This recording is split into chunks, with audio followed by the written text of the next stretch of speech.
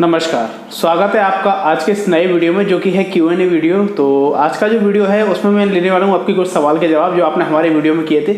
उम्मीद है ये वीडियो आपको पसंद आएगी। तो अगर आपको हमारा ये वीडियो पसंद आए तो प्लीज़ हमारे इस वीडियो को लाइक कीजिए, शेयर कीजिए और अगर आपने हमारे चैनल को भी सब्सक्राइब नहीं किया है तो प्लीज़ जाके चैनल को सब्सक्राइब कीजिए। साथ साथ सब्सक्राइब बटन के बगल में जो बेल नोटिफिकेशन उसे भी प्रेस कीजिए तो जिससे कि आपको आने वाले वीडियो के नोटिफिकेशन इजीली मिल जाए। तो करते हैं आज की वीडियो को स्टार्ट जो कि है Q&A वीडियो, आपके कुछ सवाल और हमारे कुछ जवाब। सबसे पहला जो कमेंट है वो है मास्टरमाइंड भाई का, यानी कि उन्होंने एक कमेंट किया था हमारी वीडियो पे जिसमें मैंने कुछ इंजन फ्लश से रिलेटेड कुछ सवाल के क्वेश्चन के आंसर दिए थे।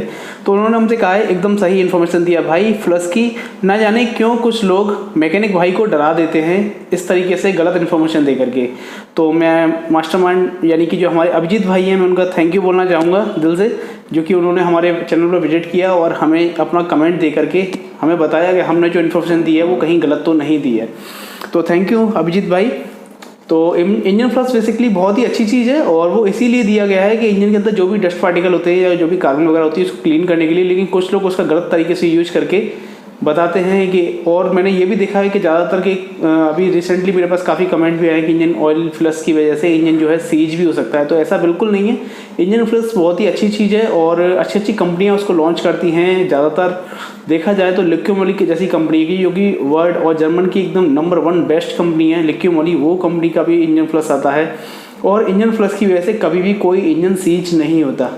ओके, ये बेसिकली एक तरीके से इंजन के ट्रीटमेंट होते हैं, जिस तरीके से ट्रीटमेंट का मतलब यानी कि इंजन की लाइफ बढ़ाने के लिए, इंजन के लिए ही कुछ सिस्टमेटिक लुब्रिकेशन है, पार्ट हैं। आप इंजन को फ्लश कर सकते हैं, ऑयल के एडिटिव आते हैं, फ्यूल एडिटिव आते हैं, इसी तरीके से इंजन को भी क्लीन करने का ये एक एडिटिव है और बेसिकली एक तरीके से आप इसे केमिकल कह सकते हैं जो कि इंजन के अंदर जो डस्ट पार्टिकल या कार्बन पार्टिकल होते हैं उनको क्लीन करने का काम करता है, जो काम ऑयल करता है। बेसिकली कभी कभी ऑयल को लेट चेंज होने की वजह से कुछ कार्बन जनरेट होती है जो कि इंजन के साइड से चिपक जाती है और उसको क्लीन करने का काम करता है। तो ऐसा नहीं है कि उसकी वजह से ऑयल पम्प की जो स्टेनर है वो चौक हो जाएगी या जिसको लोग जाली बोलते हैं वो चौक हो जाएगा। वो जाली चौक नहीं होती है, उसको बेसिकली स्टेनर बोलते हैं और स्टेनर कभी ऐसे चौक नहीं होता। कंपनी उसको उसी हिसाब से डिज़ाइन करके देती है और मैं नहीं समझता कि इंजन फ्लश की वजह से स्टेनर चौक होगा। और मेरी की लाइफ मतलब जो मेरा एक्सपीरियंस है, आज तक की एक्सपीरियंस है, मैंने आज तक ऐसा नहीं देखा कि इंजन फ्लश की वजह से किसी भी कार का इंजन सीज हुआ है। इंजन फ्लश की वजह से किसी भी सिलेंडर का बोर नहीं कट सकता, रिंग नहीं कट सकती, पिस्टन नहीं कट सकता। ओके, तो करते हैं आज की इस वीडियो को स्टार्ट, जो कि हमारा सबसे पहला जो क्वेश्चन था वो था मास्टरमाइंड भाई का। तो अगला जो कमेंट है वो है उस्मान भाई का। मनीष भाई, मेरे पास स्विफ्ट डिज़ायर है 2011 का मॉडल, सुबह कोल्ड स्टार्ट करने पर स्टार्ट होकर बंद हो जाती है, गर्म होने का सही चलती है और गाड़ी में पिकअप भी कम हो गया है, क्या प्रॉब्लम हो सकती है? सर, अगर गर्म होने का सही हो जाती है तो मेरे हिसाब से अगर सुबह स्टार्ट होने में बंद हो जाती है तो एक बार आप उसके फ्यूल इंजेक्टर चेक कराइए या फिर एक बार जो उसका फ्यूल फिल्टर है उसको चेक कराइए। अगर फ्यूल फिल्टर कहीं से एयर लेगा तो भी इस तरीके की प्रॉब्लम आएगी। और ईजरवाल और मासे फ्लोज ये भी दोनों आप एक बार उसको क्लीन करा लीजिए। तो अगला जो कमेंट है वो है हीरा मान जी का। मनीष भाई, CarPM garage pro car scanner commercial गाड़ी को भी स्कैन करते हैं, प्लीज़ बताइए, मैं नेपाल से हैं। तो सर बेसिकली जो कारपीएम स्कैनर है वो ज़्यादातर बेसिक जो अपने कॉमर्शियल व्हीकल स्कैन नहीं करता है मेरे हिसाब से, क्योंकि मेरे पास ज़्यादा कॉमर्शियल नहीं आते और मैंने भी उसमें देखा है तो कॉमर्शियल व्हीकल का उसमें ज़्यादा कोई खास ऑप्शन नहीं दिया हुआ है। लेकिन कुछ कारों का उसमें दिया है, अशोक लीलैंड वगैरह और छोटे और भी 1-2 लोग हैं टाटा मोटर्स के जो कॉमर्शियल व्हीकल आते हैं उनके उनमें जो ऑप्शन है वो दिए हुए हैं, लेकिन ज़्यादातर उसमें बड़ी गाड़ियों का ऐसा कुछ खास है नहीं। ओके, तो मेरे हिसाब से कॉमर्शियल वो स्कैन नहीं करता। अधिक जानकारी के लिए आप उसके कारपीएम के साइट या उसका टेलीफोन नंबर है आप उस पर जाकर के पता कर सकते हैं। तो अगला जो कमेंट है वो है जी मार्केट का। Hi, I am Mehboob from Andhra Pradesh, Nellore and maintain automotive car garage M motors के नाम से है इनका workshop. Have to ask you one problem of Volvo X60 water leakage problem, can you please help me regarding this problem? I am your subscriber and I watch your all videos, please contact me with this number here in your garage. We will maintain all big company cars, so please help me. I also contact you in Instagram. Also my ID is Abdul Rahman Rimzo. तो sir basically आपकी जो car है Volvo X60, इसमें अगर water leakage की कहीं से problem आ रही है तो बेसिकली जो अभी तक हमने वॉल्वो में प्रॉब्लम सॉल्व की हुई है, ज़्यादातर इस कार की वाटर पंप होती है वो लीकेज होती है, और जो थर्मोस्टेट एल्बो होती है जो कि एक इंजन के पीछे बैक साइड में लगती है एग्जॉस्ट गैस के पाइप के साइड में, वहाँ से वो एल्बो अगर लीकेज हो जाती है, उसकी पैकिंग लीकेज होती है, तो ये प्रॉब्लम आती है। तो एक बार आप नियरेस्ट कहीं हैदराबाद में ही टेक्नीशियन को चेक करा लीजिए, या मैं आपके व्हाट्सअप नंबर पर, अगर ये आपका व्हाट्सअप नंबर है तो मैं आपको इस नंबर पर मैं आपको मैसेज कर देता हूँ हैदराबाद के टेक्नीशियन का नंबर, आप जहाँ करके वहाँ पर चेक करा सकते हैं अपनी कार को। तो अगला जो कमेंट है वो है आरके डीजल गैराज का। भाई 2012 model Bolero M2DI CR starting problem थी, स्टार्ट नहीं हो रही थी, तो उसमें मैंने फ्लश किया। ECU जो इंजन कंट्रोल मॉड्यूल है, बेसिकली बोलेरो के अंदर फ्लश करना होता है जब उसके अंदर इमोबिलाइजर का लाइट ऑन हो जाता है या इमोबिलाइजर का DTC आ जाता है। तो इंजन ECU फ्लश कर रहा था, तो वह फ्लश फाइल बीच में ही रुक गई। उसके बाद मैं 2-3 बार ट्राई किया, बाकी फिर भी गाड़ी फ्लश नहीं हुआ। ओके, 2 दिन बाद मैंने फिर से चेक किया तो वापस फ्लशिंग की, फिर हो गई। इसका क्या कारण हो सकता है मनीष भाई, प्लीज़ बताओ। सर इसका कारण ये हो सकता है, कभी कभी क्या होता है, जो इंजन कंट्रोल मॉड्यूल है अगर वो एक टेम्परेचर लेवल पे आ जाता है तो उस कंडीशन में क्या होता है, उसका जो सेंस करने का टाइम है, यानी कि जो उसका कैपेसिटर है, एक तरीके से आपने जैसे उसको 2 दिन बाद जब फ्लश करने की कोशिश की तो जो उसके कैपेसिटर थे वो डिस्चार्ज हो गए थे, इसलिए जब आपने उसको फ्लश किया तो वो फ्लश हो गया। कभी कभी जब आप उसको फ्लश करते हैं वो फ्लशिंग नहीं ले रहा है, तो ऐसा कुछ सिस्टम में हो जाता है। कभी लैपटॉप हो, चाहे वो मोबाइल हो, कोई भी चीज़ हो, अगर वो एक बार फ्लश नहीं ले रहा है तो उसको थोड़ा सा आप टाइम दीजिए, एक ब्रेक लीजिए, उसके बाद आप उसको ट्राई कीजिए, वो सेकेंड टाइम में फ्लश हो जाता है। तो ये कहना बहुत ही मुश्किल है, क्योंकि एक तरीके टेक्निकल चीज़ है और ये एक तरीके से सॉफ्टवेयर बेस्ड प्रॉब्लम है। इसको हम हार्डवेयर बेस्ड प्रॉब्लम नहीं कह सकते, एक तरह की सॉफ्टवेयर बेस्ड प्रॉब्लम है। और ये कभी कभी सॉफ्टवेयर इसलिए नहीं चलता, जब एक कंट्रोल मॉड्यूल अगर किसी टेम्परेचर पे आ जाता है तो हो सकता है कि वो उस टेम्परेचर की वजह से उस सॉफ्टवेयर को ना ही क्रिएट कर पाए। तो मेरे हिसाब से ये कोई बड़ी प्रॉब्लम नहीं है, ये ECU का ही प्रॉब्लम रहता है ज़्यादातर। तो अगला जो कमेंट है वो है मनीष भाई मुस्तफ़ा जी का। मनीष भाई थैंक यू, आपके बताने के मुताबिक मैंने डीजल कार में प्रैक्टिस किया, रिटर्न पाइप से कूलेंट फ्लो हो रहा है। ओके, तो सर ने हमसे पूछा था वाटर पंप कैसे चेक कर सकते हैं, अगर किसी गाड़ी का अगर हमें वाटर पंप चेक करना होता है, काम कर रहा नहीं कर रहा बिना खोले, तो हमने बताया था। तो उन्होंने हमारे बताए हुए तरीके से उन्होंने डीजल कार का वाटर पंप चेक किया है, तो प्रैक्टिस किया। उन्होंने तो बताया कि रिटर्न पाइप निकालने से कूलेंट फ्लो हो रहा है, यानी कि वाटर पंप ठीक है, सर्कुलेशन कर रहा है, वर्किंग कंडीशन है। लेकिन पेट्रोल कार में हम कैसे चेक करें, वहाँ तो बोतल पे कोई रिटर्न पाइप नहीं है, इसके बारे में जरूर बताइए। तो सर आप इसका रेडिएटर कैप होता है पेट्रोल कार में या डीजल कार कोई भी गाड़ी हो सर, अगर उसमें रिटर्न पाइप नहीं है तो आप रेडिएटर कैप या बोतल कैप खोल के और एक्सटेंशन करके आप देख सकते हैं उसके अंदर पानी जो है सर्कुलेट करेगा। आप उस तरीके से उसको चेक कर सकते हैं, वही सेम प्रोसीजर है। तो अगला जो क्वेश्चन है, भाई मेरे पास वीट डीजल है, इंजन ओवरऑल में कितना रुपया लगेगा? अप्रॉक्सीमेटली सर 30 से 40 हज़ार रुपये वीट कार में खर्चा आ जाता है। तो अगला जो कमेंट है वो है फैज़ आलम जी का। सर जिस कार में सीट में भी एयरबैग होते हैं उस कार में सीट कवर कैसे लगवाएं बताएं प्लीज़, मेरी ऑडी A6 है, ओरिजिनल सीट कवर फट गए हैं। तो बेसिकली सर जो सीट कवर होते हैं उनको आपको ऐसे लगवा सकते हैं, आप अपनी कार को आपको अपोस्टर के पास लेके जानी पड़ेगी और आपको उन्हें बताना पड़ेगा इस कार में सीट कवर हैं, तो उसकी जो एक तरीके से जो सिलाई करते हैं, यानी कि उसको जो डिज़ाइन देते हैं बॉर्डर वगैरह से जहाँ से भी, उसको वो उसी प्रॉपर उसी तरीके से उसी धागे से उसी सीट कवर से सही से फिटिंग करें। जब भी कार का अगर एयरबैग की ज़रूरत पड़ती है तो एयरबैग ईजिली उस जगह से खुल सके।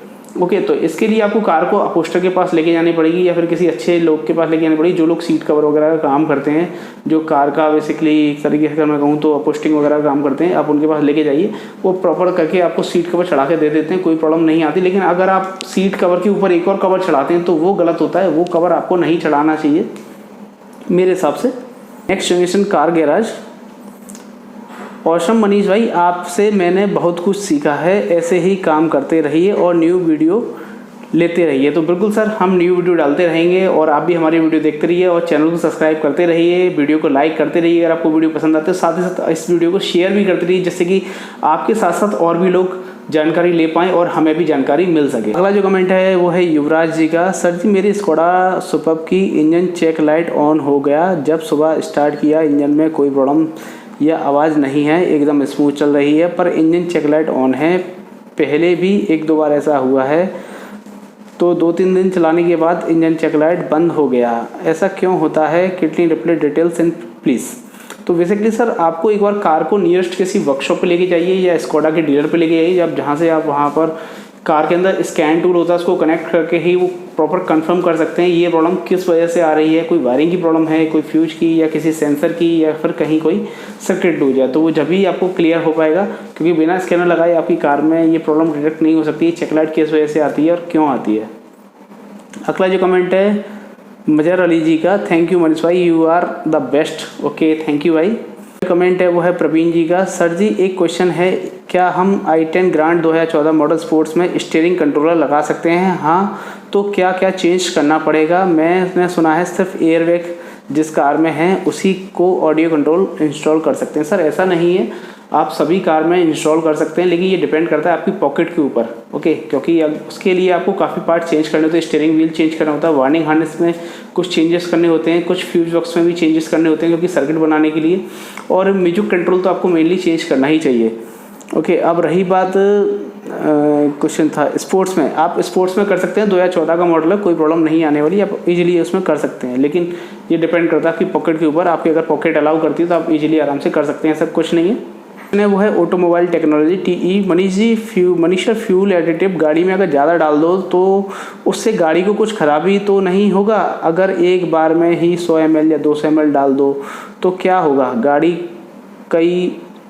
गाड़ी के साथ और फ्यूल एडिटिव कम कैसे करते हैं ये प्लीज़ बताएं मनीष सर। तो बेसिकली सर फ्यूल एडिटिव काम ऐसे करता है, जो हमारे और आपकी कार के फ्यूल जो होता है, जब हम पेट्रोल पंप से कहीं से डीजल लेते हैं, पेट्रोल लेते हैं, कभी भी हमारी कार में कोई डस्ट आ जाती है या पानी आ जाता है या कोई केरोसिन की मिक्सिंग होती है, कोई इस टाइप की जब प्रॉब्लम आ जाती है तो वो सीधे सीधे हमारी कार के अंदर आता है टैंक में आने के बाद वो fuel high pressure fuel filter में जाता है, फ्यूल इंजेक्टर में जाता है, फिर सीधे इंजन में जाता है। उसकी वजह से हमारी कार में नॉकिंग की प्रॉब्लम आती है, लो पिकअप की प्रॉब्लम आती है, माइलेज की प्रॉब्लम आती है। तो वो सब क्या करता है, फ्यूल एडिटिव एक तरीके से उस सिस्टम को पूरा क्लीन कर देता है, यानी कि जो पाइपलाइन में जो कचरा है उसको क्लीन करता है, इंजेक्टर को क्लीन कर देता है, इंजेक्टर की नोजल है उसको क्लीन करता है, पाइपलाइन को कभी चौक नहीं होने देता है, हाई प्रेशर पंप के अंदर लुब्रिकेशन टाइप का करता रहता है। ओके अब रही बात, अगर आप एक बार में अगर ज़्यादा कभी डल जाता तो आप उसके ऊपर डीजल उसमें ऐड करा दीजिए। मान लीजिए अगर आपकी गलती से कभी ज़्यादा फ्यूल एडिटिव डल गया तो आप उसके ऊपर उसमें डीजल जो है 100, 200, 500 जितने रुपये का है एक्स्ट्रा, उसी के हिसाब से अकॉर्डिंग आप उसमें डीजल ऐड करा सकते हैं। तो वो फ्यूल एडिटिव की जो लेवल है वो आपस में मिक्स हो जाएगी और कोई प्रॉब्लम नहीं आएगी। और अगर ज़्यादा हो भी जाए तो कोई प्रॉब्लम नहीं आती है ज़्यादातर में नहीं, लेकिन ये केस 1-2 बार ही होना चाहिए, ऐसा नहीं कि हर बार ही ज़्यादा हो जाए तो प्रॉब्लम आएगी, हर बार रेगुलर ज़्यादा नहीं होना चाहिए। सर मेरे पास फिएट पंटो है, 90 HP डीजल कार है, उसमें VGT टर्बो है, उसका टर्बो एक्चुएटर का रॉड RPM कम ज़्यादा करने से ऊपर नीचे मूव होता है क्या? I am from Nagpur, can you please guide me, thanks. Sir basically Hardik ji आपकी जो क्वेश्चन है वो बिल्कुल सही है और उसका आंसर भी उसी में है। जब आप कार का एक्सेलेरेशन देते हैं तो जो VGT टर्बो होता है तो वो एक्सेलेरेशन के हिसाब से ऊपर और नीचे काम करता है, वो चलता है, यानी कि उसकी VGT की लेवल है वो अप एंड डाउन होती है। तो ये कोई प्रॉब्लम नहीं है, ये बिल्कुल नॉर्मली हर गाड़ी में होता है। अगर आप नई कार भी लेते हैं तो उसमें भी इस तरीके की रॉड जो है वो ऊपर नीचे ही काम करती है। तो अगला ही कमेंट है वो है शैलेंद्र सिंह जी का, मनीष भाई मेरे पास टाटा सफारी डेकोर है, उसका फ्यूल फिल्टर जो टैंक के पास होता है उसकी फ़िल्टर की दोनों नाली कैसे निकालते हैं भाई, प्लीज़ अगली Q&A में मेरी आंसर ज़रूर देना प्लीज़। तो बेसिकली आपने जो मेरे से पूछा फ्यूल फिल्टर के पीछे की जो पाइप होता है उसको किस तरीके से निकाल सकते हैं। पीछे पाइप के 2 लॉक होते हैं ग्रीन कलर के, उनको दोनों को आपको लॉक को इस तरीके से प्रेस करके और इजीली उस पाइप को ऊपर कर देना है। आप बड़े ही आराम से उसके लॉक को पाइप को निकाल सकते हैं, कोई प्रॉब्लम नहीं आती। तो अगला जो क्वेश्चन है वो है पीयूष जी का, मनीष भाई मेरी हुंडई एक्सेंट 2012 का मॉडल है, 48,000 किलोमीटर रन हो चुकी है, ओनली पेट्रोल है। सर मेरी कार में इंजन ऑयल कंज्यूम की प्रॉब्लम आ रही है, तो फिर इंजन ऑयल कराना होगा तो इसमें क्या कॉस्ट आ सकती है? तो सर जैसे आपकी कार है हुंडई एसेंट है, 2012 का मॉडल है, 48,000 चली है, तो इतनी जल्दी इंजन ऑयल की कंज्यूम की प्रॉब्लम आ नहीं सकती। पहले तो अगर आ भी गई है तो एक बार आप किसी अच्छी टेक्नीशियन को चेक कराइए, कहीं प्रॉपर वो रिंग पिस्टन की ही प्रॉब्लम है या किसी और पार्ट की प्रॉब्लम है। अगर इनकेस अगर वो फिर भी इंजन की ही प्रॉब्लम है तो नॉर्मली आपकी कार में 25 से 30 हज़ार का नॉर्मल खर्चा आ सकता है इसमें इंजन ओवरऑल का, क्योंकि पेट्रोल का पार्ट बहुत ही सस्ता है इस कार का। तो अगला जो कमेंट है वो है अनुभव जी का, ये हुंडई की इंजन बेकार होते हैं क्या? जहाँ देखो इतनी जल्दी बेकार हो जाते हैं क्या? सच में हुंडई इंजन बेकार होते हैं क्या? सर ऐसा नहीं है हुंडई की इंजन बेकार है या टाटा की इंजन बेकार है या मारुति की, सभी इंजन बहुत ही बेस्ट होते हैं। ऐसा बिल्कुल नहीं है, क्योंकि कुछ लोग होता है जो कह देते हैं कि ये इंजन बेकार है, ऐसा कुछ नहीं है। मेरे भी हिसाब से अगर मैं अपने एक्सपीरियंस की बात करूँ तो मेरे पास सभी गाड़ियों के लगभग इंजन से खुलते हैं। और ज़्यादातर अगर मैं देखूँ तो हुंडई की मेरे पास बहुत कम इंजन खुलते हैं, मारुति के भी अक्सर खुलते रहते हैं, टाटा के तो खैर मेरे पास काम ही नहीं है, मैं टाटा का नहीं काम करता हूँ। महिंद्रा का, वो भी जो गवर्नमेंट की गाड़ियाँ होती हैं उनका काम हमारे यहाँ होता है बेसिकली। लेकिन हुंडई की कार के फिर भी देखा जाए तो मेरे को बहुत रिलायबल लगता है कार का काम, मतलब एक तरीके से रिलायबिलिटी है, बहुत ही अच्छी रिलायबिलिटी हुंडई की कार की, बहुत ही बेस्ट है और कोई प्रॉब्लम नहीं आती हुंडई की कार में ज़्यादा। लेकिन जो भी इंजन खुलते हैं मैंने देखा कस्टमर की गलती की वजह से ही इंजन खुलते हैं, चाहे वो मारुति ही क्यों ना हो, चाहे वो हुंडई की कार ही क्यों ना हो, या वो स्कोडा क्यों ना हो, या वो ऑडी क्यों ना हो, या वो मर्सिडीज ही क्यों ना हो। मेरे पास जो भी इंजन खुले हैं मैं देखा अक्सर करके ज़्यादातर वो कस्टमर की गलती की वजह से ही इंजन में काम होता है। ओके, तो ये थे सर आज के कुछ क्वेश्चन। तो उम्मीद है ये वीडियो आपको पसंद आएगा। तो अगर आपको हमारा ये वीडियो पसंद आया तो प्लीज़ हमारे वीडियो को लाइक कीजिए, चैनल को सब्सक्राइब नहीं किया तो चैनल को सब्सक्राइब कीजिए, बेल आइकन को भी प्रेस कीजिए। मिलते हैं जल्दी नई वीडियो में, तब तक के लिए देखते रहिए मनीष काटे। जय हिंद, वंदे मातरम, नमस्कार।